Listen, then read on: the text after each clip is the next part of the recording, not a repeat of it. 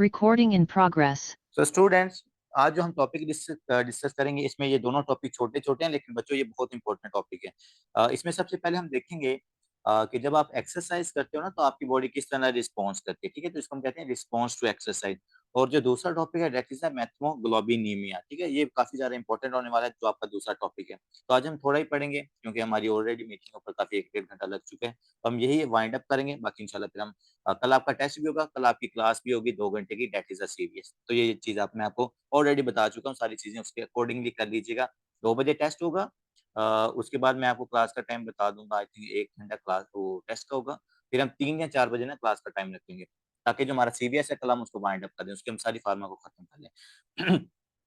चलो स्टूडेंट, सबसे पहले हम देखते हैं कि सर जब हम एक्सरसाइज करते हैं तो एक्सरसाइज के दौरान हमारी बॉडी किस तरह रिस्पॉन्स करती है, इस बात को हम यहाँ पर डिस्कस करते हैं।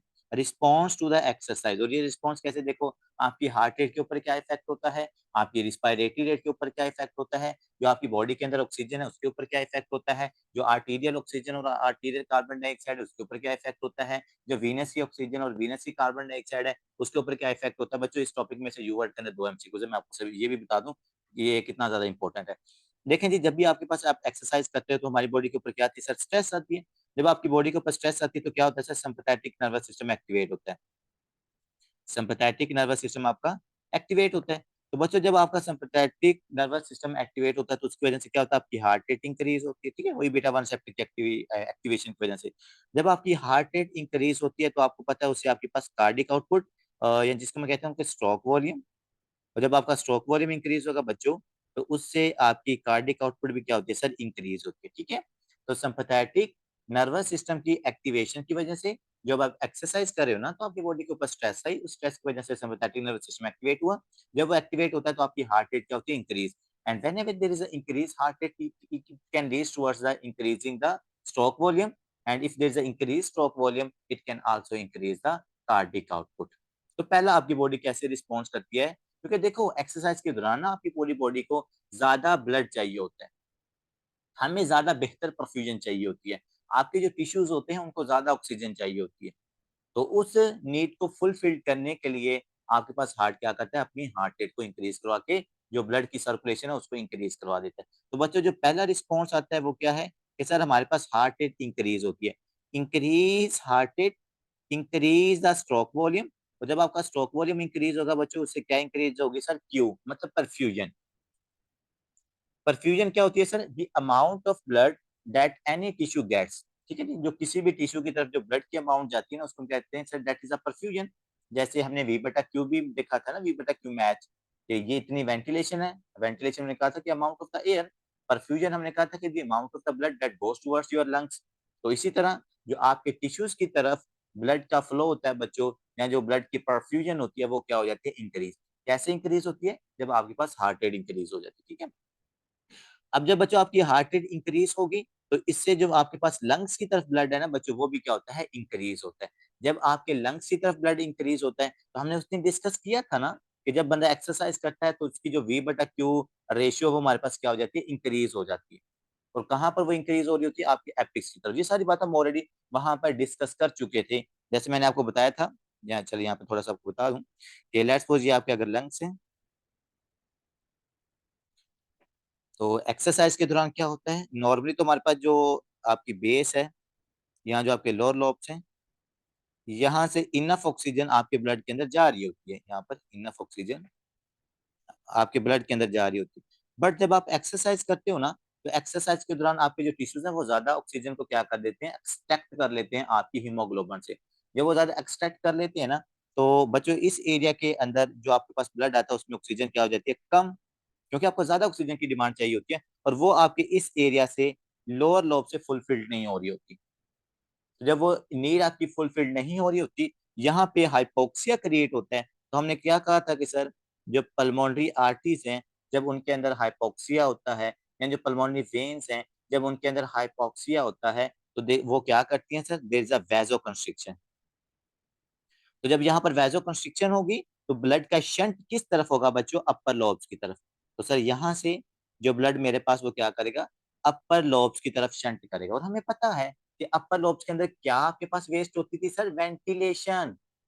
याद है ना कि V/Q मैच हमारे पास 3 आया था, मतलब कि ऊपर वाले एरिया के अंदर वेंटिलेशन आपके पास वेस्ट होती थी और जो नीचे वाले लोब से वहां पर परफ्यूजन वेस्ट होती है। अब हमें ज्यादा वेंटिलेशन चाहिए, अब हमें ज्यादा ऑक्सीजन चाहिए, तो हम कोशिश करेंगे कि ब्लड को हम अपर लोब की तरफ भेजें ड्यूरिंग एक्सरसाइज, ताकि अपर लोब से जो आपके पास डेड स्पेस वाला रीजन है, वहां पर जो वेंटिलेशन वेस्ट हो रही है, यहाँ जो ऑक्सीजन वेस्ट हो रही है, हम उसको पकड़ के भी आपकी ब्लड सर्कुलेशन के अंदर लेके आए, ताकि आपकी पूरी बॉडी की परफ्यूजन अच्छी हो, पूरी बॉडी को ऑक्सीजन मिल सके ड्यूरिंग एक्सरसाइज। ठीक है, तो यही चीज बच्चों उन्होंने यहाँ पर लिखी है कि सर जब हम एक्सरसाइज करते हैं तो हमारे पास जो V/Q की रेशियो है वो इंक्रीज हो जाती है from base to the apex. तो वो हमने उस दिन डिस्कस कर लिया था कि एपिक्स की तरफ हमारे ब्लड का फ्लो इंक्रीज होगा।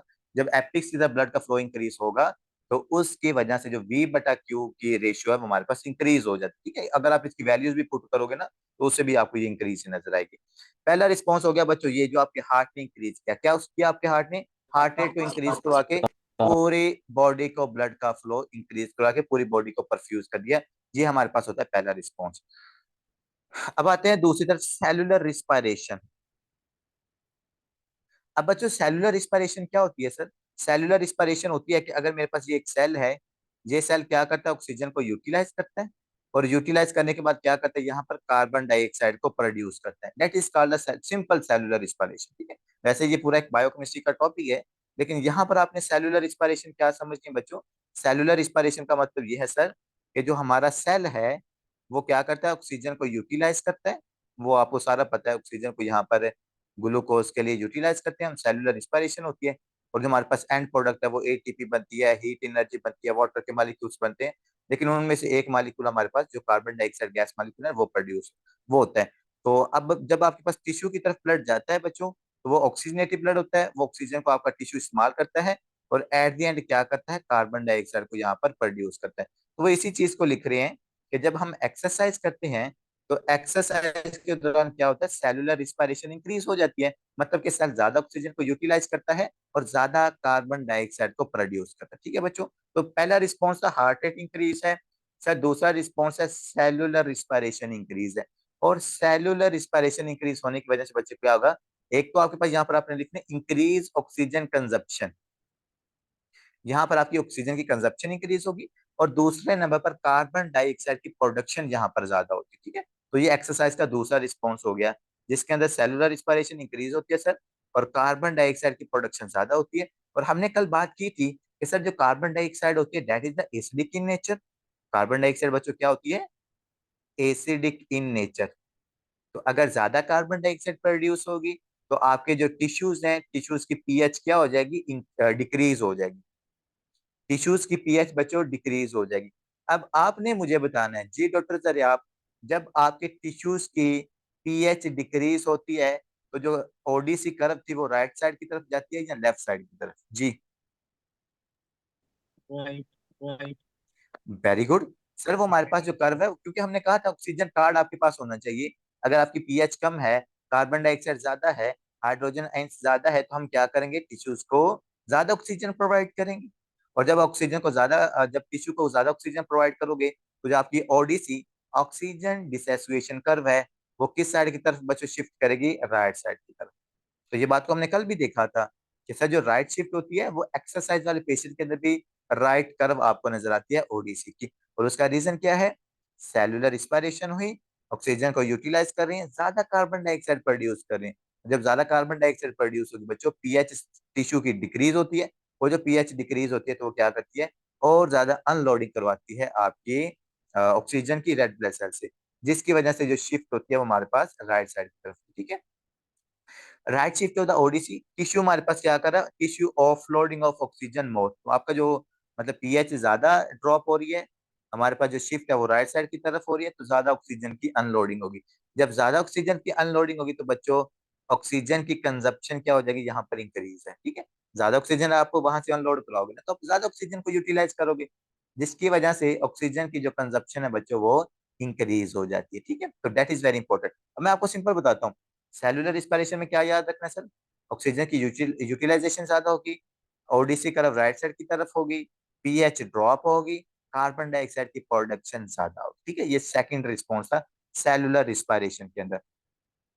अब बच्चों जब कार्बन डाइऑक्साइड ज्यादा प्रोड्यूस होती है तो मैंने आपको क्या बताया था कि सर जब कार्बन डाइऑक्साइड ज्यादा होती है ना तो इस कंडीशन को हम क्या कहते हैं, हाइपर कैपनिया। हाइपर कैपनिया। तो बच्चों जब हार्ट कार्बन डाइऑक्साइड ज्यादा प्रोड्यूस होती है जिसको हम हाइपर कैपनिया कह रहे हैं, तो ये कार्बन डाइऑक्साइड क्या करती है, मिडुला ऑब्लांगेटा के अंदर जाकर रिस्पायरेटरी सेंटर को एक्टिवेट करवाती है। जब आपका रिस्पायरेटरी सेंटर एक्टिवेट होगा तो जो रिस्पायरेटरी रेट है वो क्या हो जाएगी, इंक्रीज।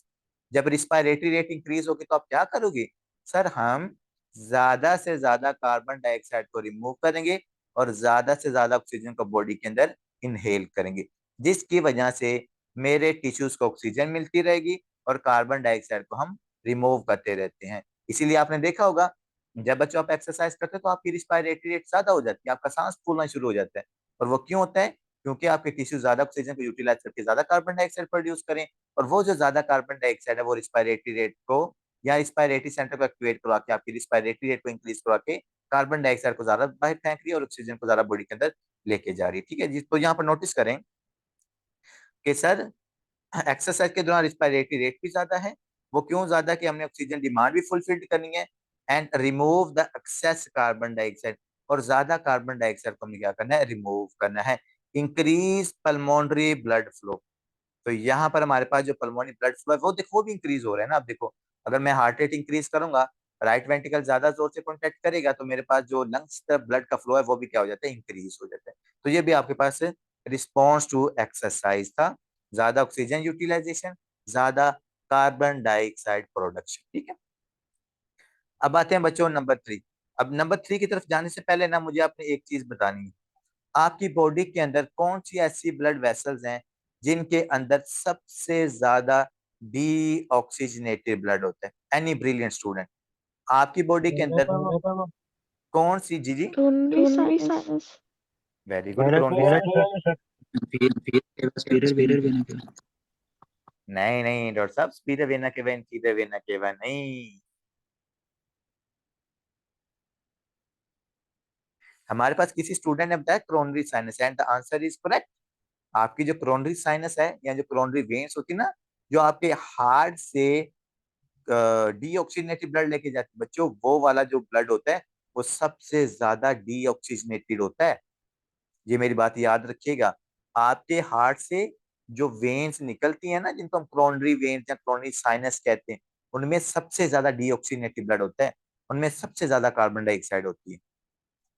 क्योंकि आपके जो हार्ट के सेल्स है ना, वो मैक्सिमम ऑक्सीजन को यूटिलाइज कर लेते हैं, और वो पीछे जब मैक्सिमम ऑक्सीजन को यूटिलाइज कर लेंगे ना और ज्यादा कार्बन डाइऑक्साइड को प्रोड्यूस करेंगे तो वो सबसे ज्यादा डीऑक्सीनेटेड ब्लड होता है। ये यूवर्ड का एमसीक्यूज भी है। अब नंबर थ्री के ऊपर साथ कहीं पर ना लिख लीजिएगा, नंबर थ्री बच्चों देखना है हमने कि सर और क्या रिस्पॉन्स होता है।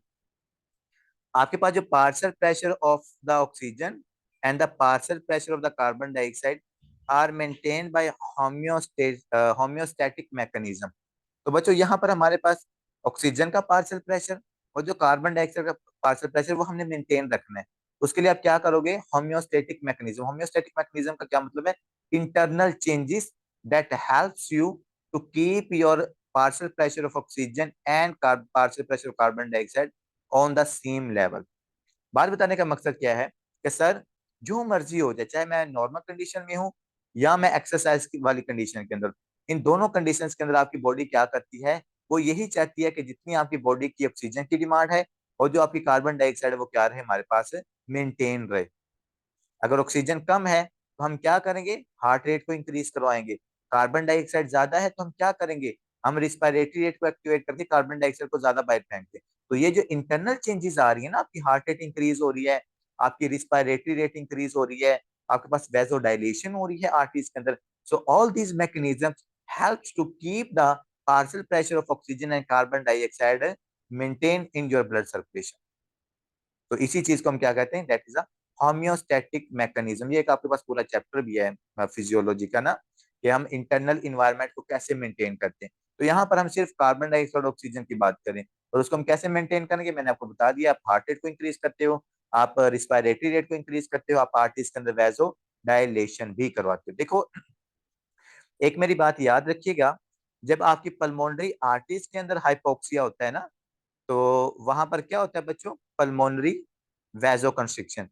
जब आपकी सिस्टेमिक आर्टरीज के अंदर जब आपकी सिस्टेमिक आर्टरीज के अंदर वैजो सॉरी हाइपोक्सिया होता है ना, तो वहां पर क्या होता है, वैसोडाइलेशन।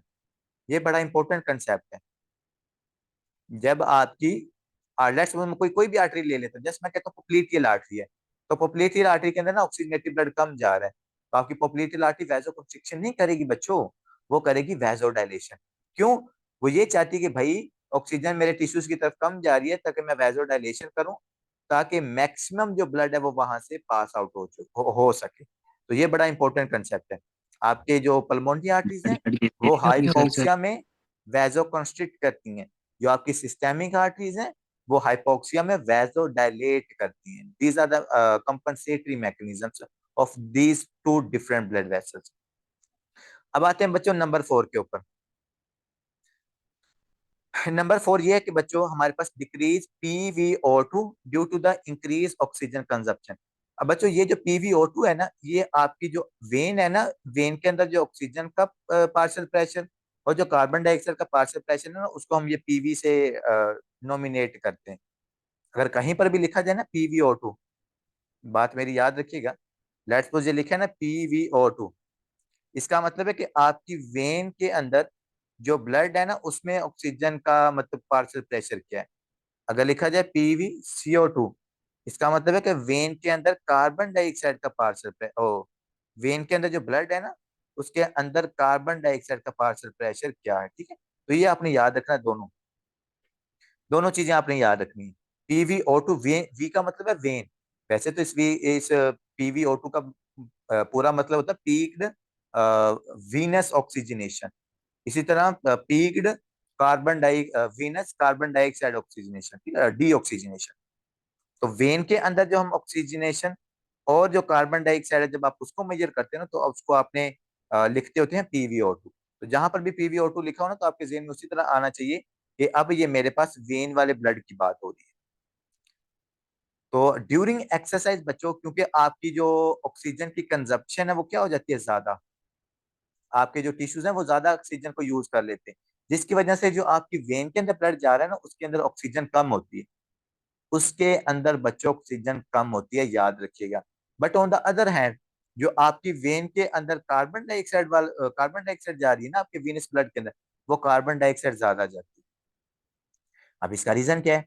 देखो मैंने आपको यहाँ पर लिखा था, ऑक्सीजनेटेड ब्लड या जो आर्टीरियल ब्लड है वो ऑक्सीजन को लेकर टिश्यू के पास जाता है, फिर वहां से कार्बन डाइऑक्साइड को प्रोड्यूस करता है। अब बंदा एक्सरसाइज कर रहा है, ज्यादा ऑक्सीजन की जरूरत है, तो हमारे पास जो आपके सेल्स होंगे वो रेड ब्लड सेल से ज्यादा ऑक्सीजन को रिमूव करेंगे, ज्यादा ऑक्सीजन को यूटिलाइज करेंगे, जिसकी वजह से ज्यादा कार्बन डाइऑक्साइड की प्रोडक्शन होती है। तो ये आपका यू वर्ल्ड का MCQs है, मुझे एग्जैक्ट याद है कि उन्होंने पूछा हुआ है कि एक बंदा एक्सरसाइज करता है, तो एक्सरसाइज एक्सरसाइज करने वाले बंदे का जो वीनस ब्लड है उसके अंदर किस चीज की मतलब कि कौन सी चीज एक्सेस में होती है, वो ऑक्सीजन ज्यादा होती है या उसमें कार्बन डाइऑक्साइड ज्यादा होती है। तो बच्चों याद रखना है, जब आप एक्सरसाइज करोगे तो जो आपका वीनस ब्लड है ना, जो बच्चों वीनस ब्लड होता है उसके अंदर कार्बन डाइऑक्साइड ज्यादा होती है, और यही उस क्वेश्चन का आंसर है। वैसे कॉमन सेंस की भी बात है यार, जब एक्सरसाइज करोगे तो ज्यादा कार्बन डाइऑक्साइड प्रोड्यूस होगी ना, तो वीनस ब्लड के अंदर कार्बन डाइऑक्साइड भी ज्यादा होती है। यही चीज उन्होंने यहाँ पर मेंशन की है, जो आपने याद रखना, मैं साथ लिख भी देता हूँ। That is important, that is the MCQs of your you world. तो ये बच्चों 4 से 5 रिस्पॉन्सेज हैं जो आपकी बॉडी करते हैं जब आप एक्सरसाइज करते हैं। Number 1, heart rate increase. Number 2, cellular respiration increase. Number 3, respiratory rate increase. Number 4, हमारे पास जो ऑक्सीजन की कंजप्शन है वो ज्यादा होती है, वीनस ब्लड के अंदर ऑक्सीजन का पार्शियल प्रेशर कम। नंबर 5, वीनस ब्लड के अंदर कार्बन डाइऑक्साइड की प्रोडक्शन क्या होती है, ज्यादा होती है, वो ज्यादा डीऑक्सीनेटेड ब्लड हो जाता है। बट सबसे ज्यादा डीऑक्सीनेटेड ब्लड किसमें होता है, कोरोनरी साइनस के अंदर सर। ठीक है बच्चों, तो ये आपका टॉपिक क्लियर है, कोई क्वेश्चन है तो पूछ लें। सर एक्सरसाइज सर ना करे एक्सरसाइज ना रेस्टिंग करे में रेस्टिंग में अपने वो अपने वो जो जो वेन्स है उसमें वेन्स है उसमें कार्बन डाइऑक्साइड कार्बन फिर भी डाइऑक्साइड increase। फिर भी इंक्रीज। नहीं सर, फिर इंक्रीज नहीं होगी, फिर उसकी जो नॉर्मल पार्शियल प्रेशर है ना 40, फिर वही रहेगा। ऑक्सीजन से ऑक्सीजन ज्यादा ही से होगा ज्यादा ही होगा बेशक वो बेशक वो रेस्ट में रेस्ट या में या एक्सरसाइज में। एक्सरसाइज। यार इन दोनों का डिफरेंट पार्शियल प्रेशर होता है ना। जो ऑक्सीजन होती है, ऑक्सीजन का पार्शियल प्रेशर 60 to 100 होता है। जो हमारे पास कार्बन डाइऑक्साइड है उसका पार्शियल प्रेशर 36 से लेकर 40 तक होता है। तो वो तो हमारे पास नॉर्मल ही रहता है, मतलब आपके चार में से एक ऑक्सीजन को आपका सेल यूज कर लेता है, वहां पर एक कार्बन डाइऑक्साइड का मालिक्यूल प्रोड्यूस हो जाता है। जैसे वो लंग्स के अंदर जाती है तो वहां से हम क्या कर लेते हैं, दोबारा ऑक्सीजन को उसके साथ बाइंड कर लेते हैं। तो वो हमारे सर पास और नॉर्मल रहता है। जी जी। लेकिन जब आप एक्सरसाइज जब करते हो तो वो पैरामीटर्स इंक्रीज हो जाते जब जब एक्सरसाइज करें एक्सरसाइज तो करें तो जो जो वेन वेन में में उसमें उसमें कार्बन कार्बन डाइऑक्साइड का डाइऑक्साइड जो का जो partial partial pressure pressure increase है, जो इंक्रीज जो जो ऑक्सीजन जो ऑक्सीजन ऑक्सीजन का का इंक्रीज इंक्रीज होगा।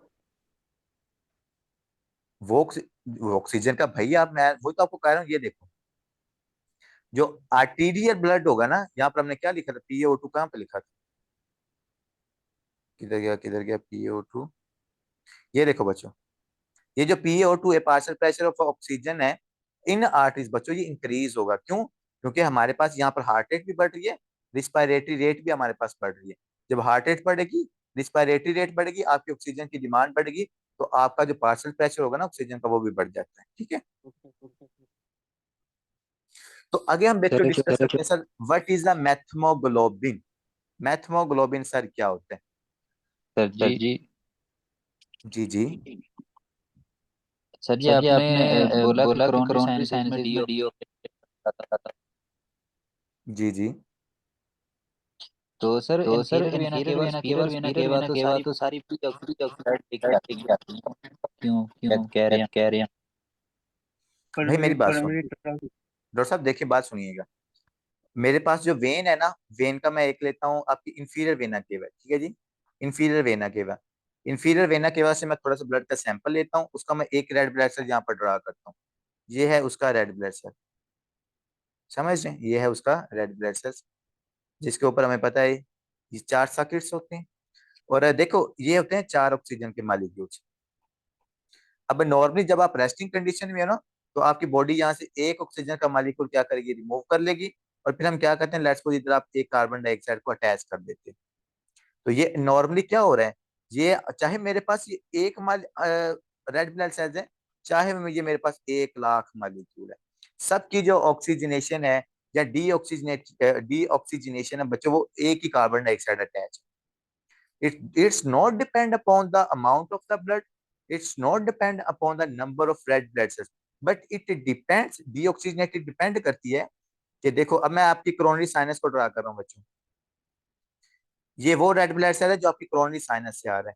इसके अंदर क्या है कि बच्चों, यहाँ पर दो ऑक्सीजन के मॉलिक्यूल रिमूव किए गए और दो कार्बन डाइऑक्साइड के मॉलिक्यूल अटैच किए गए।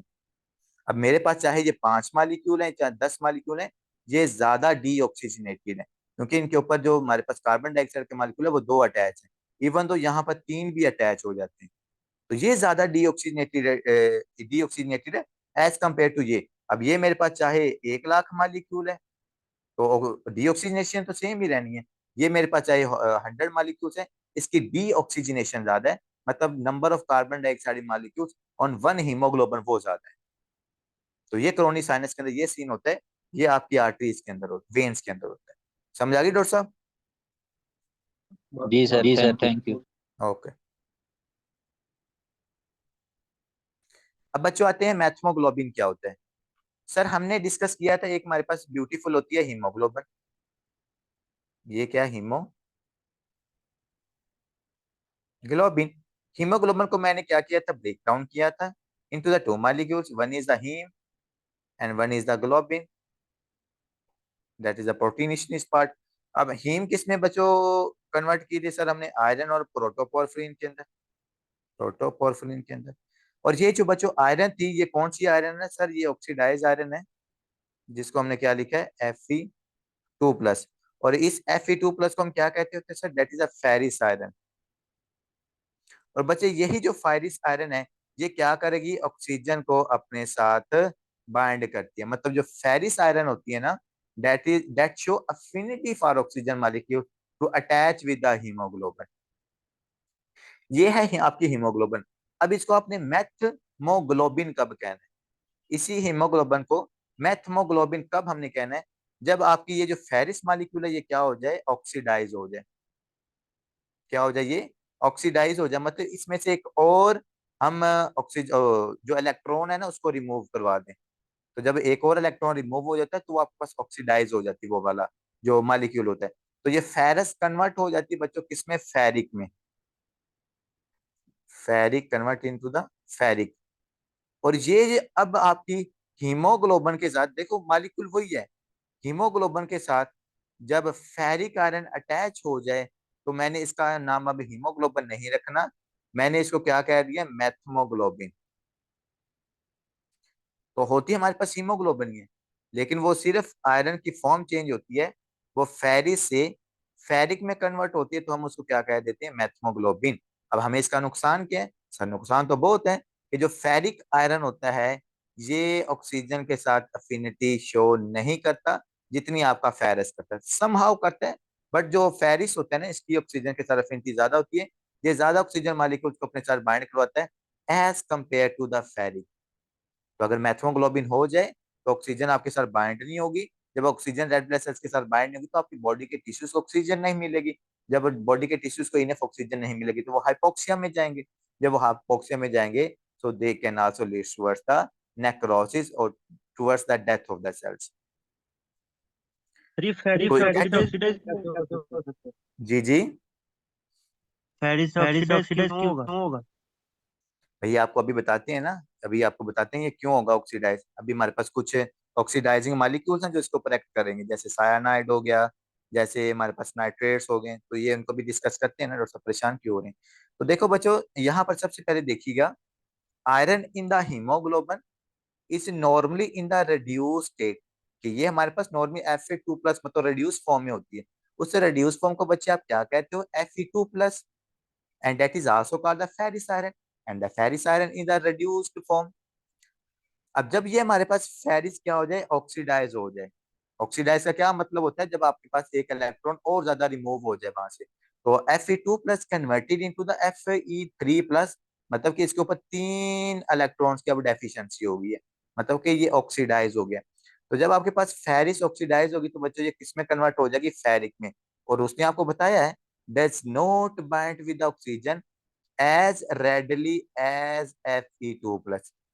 डॉक्टर साहब समझ आ गई है कि सर जितनी जल्दी Fe2+ के साथ ऑक्सीजन बाइंड करती है, उतनी जल्दी अगर हमारे पास वो फेरिस फेरिक में कन्वर्ट हो जाए तो फिर उसके साथ ऑक्सीजन इतनी रैपिडली बाइंड नहीं करती, ठीक है। But has increase affinity for the cyanide. ये बहुत बहुत बहुत इंपॉर्टेंट एमसीक्यूज है बच्चों। जो आपके पास मैथ्मोग्लोबिन होती है, या जो आपके पास ऑक्सीडाइज हीमोग्लोबिन होती है, उस पेशेंट के अंदर सायानाइड पॉइजनिंग का रिस्क बहुत ज्यादा इंक्रीज हो जाता है। क्या कोई मुझे बता सकता है कि फेरिक या मतलब ये जो मैथ्मोग्लोबिन वाला पेशेंट है, जिसका जो ब्लड है वो मैथ्मोग्लोबिन, जिस पेशेंट के ब्लड के अंदर मैथ्मोग्लोबिनीमिया हो गया है, उसके अंदर सायानाइड पॉइजनिंग का रिस्क क्यों इंक्रीज हो जाता है?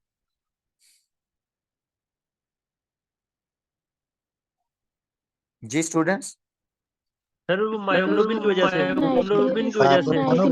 कार्बन मोनोऑक्साइड कार्बन मोनोऑक्साइड तो है नहीं भाई, सायानाइड की बात कर रहा हूँ। सर आपने बताया था उसकी इलेक्ट्रॉन ट्रांसपोर्ट चेन है, उसमें इनहिबिशन हो जाती इलेक्ट्रॉन ट्रांसपोर्ट चेन भाई एट द एंड यही होता है, कि जो आपके पास ये फेरिक आयरन होता है ना, याद रखिएगा डॉक्टर तुबा एंड एनीवन एल्स, जिस जो जो बोल रहे हैं यहाँ पर, जब आपके पास ये मतलब कि फेरिक में मैथ्मोग्लोबिन हो जाएगा ना, हीमोग्लोबिन से मैथ्मोग्लोबिन, फेरिस से फेरिक में कन्वर्ट हो जाएगा बच्चों, तो आपका जो सायानाइड है, cyanide loves to bind with the ferric iron. Should remember that term, cyanide loves to bind with the ferric iron. वो फिर फेरिक आयरन आपके चाहे हीमोग्लोबिन में है, चाहे वो इलेक्ट्रॉन ट्रांसपोर्ट चेन का फेरिक है, जहां पर भी फेरिक होगा, cyanide loves to bind with the ferric haemoglobin, ठीक है, या है। Sir ferric iron. ये साइनाइड में कल हमने पढ़ा था, जो ऑक्सीजन है उसका जो ऑक्सीजन है प्रेशर है, वो जो जो बाइंडिंग होती प्रेशर है है वो उसके जो साथ बाइंडिंग होती हीमोग्लोबिन, है उसके तो साथ नॉर्मल क्यों है? हीमोग्लोबिन, तो वहाँ नॉर्मल पे क्यों है? बाइंड नहीं होनी वहाँ चाहिए, पे बाइंड कम नहीं होनी होनी चाहिए। चाहिए, कम होनी चाहिए। डॉक्टर साहब टेंशन की ले रहे हैं, उसमें पार्शियल प्रेशर ऑफ ऑक्सीजन की हमने बात की थी, वो हमारे पास नॉर्मल रहता है, उसका रीजन ये होता है कि जो पार्शियल प्रेशर है वो फ्री ऑक्सीजन के ऊपर डिपेंड करता है, वो इसके ऊपर डिपेंड नहीं करता।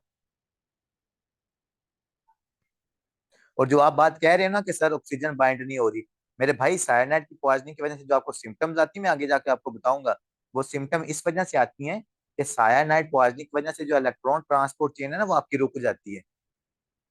सायानाइड को आपके ऑक्सीजन के साथ कोई मसला नहीं है, उसको आपके ब्लड के साथ कोई मसला नहीं है। मसला सायानाइड की वजह से ये होता है कि ये आपके टिश्यू की इलेक्ट्रॉन ट्रांसपोर्ट चेन को इनहिबिट करती है, और अगर इलेक्ट्रॉन ट्रांसपोर्ट चेन इनहिबिट हो जाएगी आपकी एटीपी नहीं बनेगी। जब एटीपी नहीं बनेगी तो सेल की डेथ हो जाती है। सायानाइड पॉइजनिंग की वजह से आपके सेल की नेक्रोसिस होती है। समझे? ये हमारा आगे टॉपिक है, परेशान नहीं होना फिलहाल आप। तो बच्चों यहाँ पर फेरिक आयरन हमारे पास सायानाइड को क्या करती है, ज्यादा अफिनिटी शो करती है। देख लो, ये देख लो डॉक्टर साहब, टिश्यू का जो हाइपोक्सिया है, tissue hypoxia from decrease oxygen saturation and decrease oxygen content. ठीक है, तो यहाँ पर हमारे पास जब फेरिस से फेरिक में कन्वर्जन होगी ना, तो उसकी वजह से ऑक्सीजन कम बाइंड होगी ना आपके पास यहाँ पर हीमोग्लोबिन के साथ। जब ऑक्सीजन कम बाइंड होगी हमारे पास सेचुरेशन भी कम होगी। जब सेचुरेशन कम होगी तो हमारे पास ऑक्सीजन कंटेंट भी कम होगा टोटल। ये बात तो हमने की थी उस दिन कि जब आपके पास मैथमोग्लोबिनीमिया होगा, ऊपर हमने शायद यहाँ पर ग्राफ में नजर आया, रिसेंटली हमने डिस्कस किया था।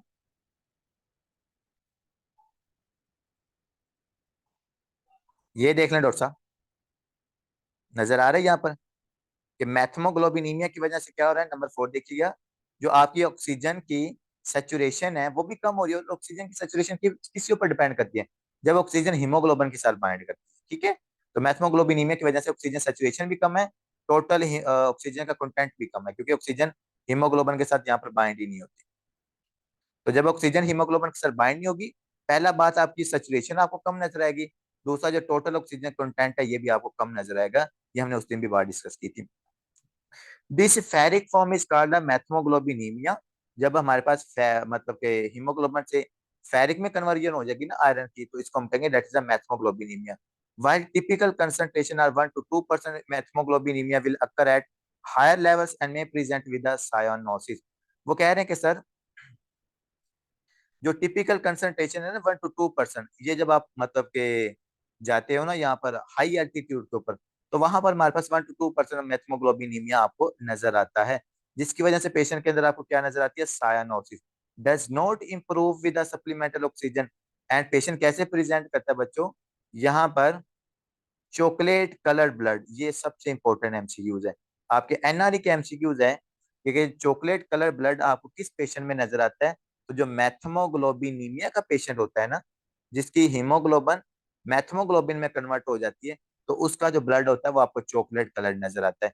दूसरी बात ये है कि मैथमोग्लोबिनीमिया वाला पेशेंट सप्लीमेंटल ऑक्सीजन देने से ठीक नहीं होगा। तो मुझे रीजन बता सकते हैं? क्योंकि सर वो बाइंड नहीं होगा ऑक्सीजन ऑक्सीजन से से, ये भी सप्लीमेंट भी बाइंड नहीं करता। Very good, very good doctor Zariyab. Doctor Zariyab कह रहे हैं कि सर क्योंकि फेरिस से फेरिक में कन्वर्ट हो चुकी है और उस फेरिक वाली हीमोग्लोबिन के साथ ऑक्सीजन बाइंड ही नहीं होती, इसलिए अगर हम इसको सप्लीमेंटल ऑक्सीजन देंगे ये फिर भी इंप्रूव नहीं होगा। ठीक है बच्चों, अब आगे आते हैं कि सर जो डॉक्टर जरियाब ने पूछा था कि सर किस वजह से मैथमोग्लोबिनीमिया होता है, तो बच्चे इसके रीजन होते हैं जब आप डेप्सोन ड्रग यूज करते हो, ये एंटीबायोटिक है, जब हम डेप्सोन ड्रग यूज करते हैं। इसके अलावा जब कुछ एलोकल एनेस्थेटिक्स होती हैं जैसा कि बेंजोकेन हो गया, इसके अलावा नाइट्रेट्स हो गया, ये 3 इंपॉर्टेंट चीजें आपने याद रखनी है। बेंजोकेन जो एनेस्थीसिया के लिए आप यूज करते हैं, लोकल एनेस्थीसिया के लिए ज्यादा यूज किया जाता है।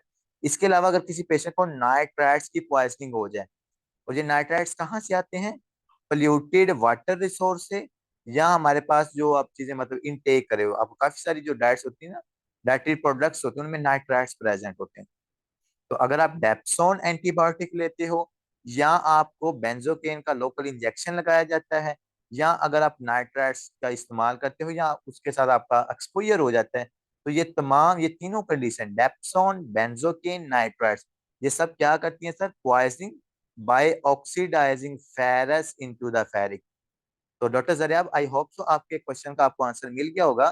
तो ये तीनों जो फैक्टर्स है ना, बेंजोकेन डेप्सोन एंड नाइट्राइट्स, ये क्या करते हैं, फेरिक को फेरिस में कन्वर्ट, सॉरी, फेरिस को फेरिक में कन्वर्ट करते हैं और मैथमोग्लोबिनीमिया काज कर देते हैं। ठीक है, तो ये तीन कॉजेज आपने जरूर याद रखनी है। आगे बच्चों बात करते हैं कि sir how we can treat the patient of the methaemoglobinaemia. तो बच्चों इसको आपने ऐसे ट्रीट करना है कि हमने फेरिक को Fe3 को हमने किसमें कन्वर्ट कर देना है, Fe2 को, Fe2 में फिर हमने उसको कन्वर्ट कर देना है। और उसको आप कैसे कन्वर्ट कर सकते हो? By using the methylene blue. ये मिथाइलिन ब्लू क्या करती है बच्चों, आपके पास इस फेरिस को दोबारा आके रिड्यूस करेगी, इसके अंदर इलेक्ट्रॉन का मॉलिक्यूल ऐड करेगी, जिसकी वजह से जो फेरिक है वो फेरिस में कन्वर्ट हो जाएगी। इसके अलावा हम यूज करते हैं सिट्रिक एसिड या विटामिन सी। विटामिन सी भी हमारे पास क्या है बच्चों, ये भी इस फेरिक को फेरिस में कन्वर्ट कर देते, ठीक है। ये भी यहाँ पर रिडक्शन करवाएगा आके। तो ये आपने दो ट्रीटमेंट्स याद रखने हैं। अगर किसी पेशेंट का नाइट्राइट्स के साथ एक्सपोजर है, उस पेशेंट के अंदर हमें मतलब के मैथमोग्लोबिनीमिया की सिम्टम नजर आ रही है, शॉर्टनेस ऑफ ब्रेथ के साथ पेशेंट आ रहा है, साइनोसिस के साथ आ रहा है, उसके बाद जब हमने उसका ब्लड देखा तो वो चॉकलेट कलर ब्लड था, तो उस पेशेंट के अंदर हमें लगा कि इसके अंदर मैथमोग्लोबिनीमिया हो सकता है। फिर हमने उसका ट्रीटमेंट के लिए बच्चों क्या देना है, methylene blue and the vitamin C. और मेडिसिन के अंदर यही दो चीजें लिखी हैं जो उन्होंने आपको यहाँ पर लिख दी है। इसका मतलब है मैथमोग्लोबिनीमिया वाला टॉपिक आपकी मेडिसिन का भी क्लियर हो गया। तो हमने सबसे पहले समझा मैथमोग्लोबिन क्या होता है, फिर हमने समझा इसके कॉजेज क्या होते हैं, फिर हमने समझा आपके पास ब्लड कैसा नजर आता है जो चॉकलेट कलर्ड होता है, उसके बाद इसके कॉजेज क्या है, डेप्सोन बेंजोकिन का इंजेक्शन या नाइट्राइट्स के साथ एक्सपोजर हो। फिर हमने इसको ट्रीट कैसे करना है सर, हमने जो ऑक्सीडाइज फेरिक हो गया ना, हमने उसको दोबारा रिड्यूस करके फेरिस में कन्वर्ट करना है, तो हमारे पास इस पेशेंट का ट्रीटमेंट हो जाएगा। और वो हम कैसे कर सकते हैं, मिथाइलिन ब्लू का इंजेक्शन देना है और साथ अपने विटामिन सी का इंजेक्शन देना है या विटामिन सी के अपने सप्लीमेंट्स देने हैं, तो ये पेशेंट आपके पास ठीक हो जाएगा, ठीक है जी। So that's all about